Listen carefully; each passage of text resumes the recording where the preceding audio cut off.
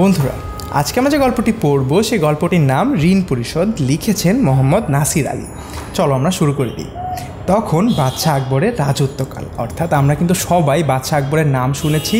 তিনি একজন মুঘল সম্রাট ছিলেন এবং তার রাজত্বকালের একটি গল্পই কিন্তু আজকে আমরা এখানে পড়ে নেব। দিল্লিতে তার রাজধানী, অর্থাৎ বাদশাহ আকবরের রাজধানী ছিল দিল্লিতে।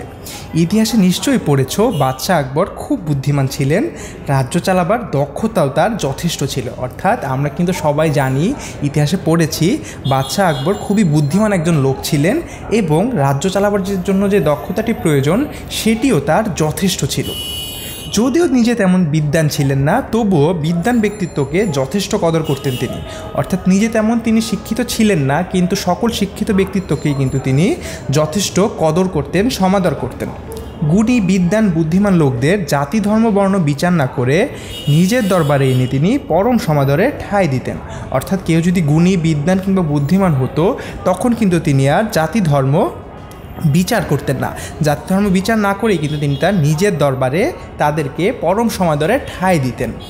আবুল ফজল, মোল্লা দোপিয়াজা, রাজা মানসিংহ, খান খানান, কবি গঙ্গা, ফৈজি, তানসেন, বীরবল ও তোডরমল, এই যে আমরা 9 জন ব্যক্তির নাম পড়লাম, এই 9 জন জ্ঞানী লোক ছিলেন তার দরবারে। অর্থাৎ এই যে আমরা বিভিন্ন জাতি ধর্মের যে 9 জন লোক পড়লাম, লোকের নাম পড়লাম, দুঃখিত বন্ধুরা, তারা কিন্তু সবাই সম্রাট আকবরের দরবারে ছিলেন। তাদের ভিতরে কেউ ছিলেন গীতশিল্পী, কেউ ছিলেন চিত্রশিল্পী, কেউ রাজনীতিবিদ, হাস্যরসিক, ইতিহাসবিদ, অর্থাৎ বিভিন্ন রকমের মানুষ কিন্তু তার দরবারে ছিলেন। এক এক বিষয়ে এক একজন ছিলেন যেন একটি অমূল্য রত্ন। অর্থাৎ এই যে আমরা 9 জনের নাম পড়লাম, তারা কিন্তু প্রত্যেকেই কোনো না কোনো বিষয়ে অমূল্য রত্ন ছিলেন। তাই তাদের 9 জনের দলকে বলা হতো নবরত্ন। অর্থাৎ এই যে আমরা 9 জনের নাম পড়লাম, তারা কিন্তু এক একজন এক এক বিষয়ে অমূল্য রত্ন ছিলেন। তাই তাদের 9 জনের দলকে একসাথে বলা হতো নবরত্ন। বন্ধুরা, আমরা কিন্তু ঋণ পরিশোধ গল্পটির প্রথম অংশটুকু এই ভিডিওতে পড়ে নিলাম। তোমাদের কোনো প্রশ্ন থাকলে আমাদেরকে অবশ্যই কমেন্ট সেকশনে জানিয়ে দেবে।